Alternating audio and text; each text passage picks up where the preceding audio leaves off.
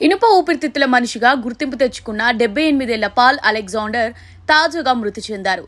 టెక్సాస్కు చెందిన Paul Alexander 1952లో 6 ఏళ్లు ఉన్నప్పుడు పోలియో వ్యాధి బారిన పడ్డారు. అప్పటికి టీకా ఇంకా అందుబాటులోకి రాలేదు. దీంతో మెడ దిగువ భాగం మొత్తం చచ్చుబడిపోయింది. ఊపిరితిత్తుల కండరాలు కూడా పనిచేయకపోవడంతో శ్వాస తీసుకోవడం కష్టంగా మారింది. దీంతో వైద్యులు పాల్ అలెగ్జాండర్కు ఐరన్ లంగ్స్ ను అమర్చారు. పెద్ద గొట్టం ఆకారంలో ఉండే వైద్య పరికరంలో అతడిని ఉంచుతారు. ఇది పేషెంట్లకు బదులుగా శ్వాస తీసుకుని ఆక్సిజన్ సరఫరా చేస్తుంది. 1955లో పోలియో టీకా అందుబాటులోకి వచ్చిన పాల్ విషయంలో అప్పటికే చాలా ఆలస్యం జరిగిపోయింది. దీంతో పాల్ ఆ తర్వాత కూడా ఐరన్ లంగ్స్ తోనే జీవించాల్సి వచ్చింది. అలాగే 70 ఏళ్ల పాటు గడిపేశాడు.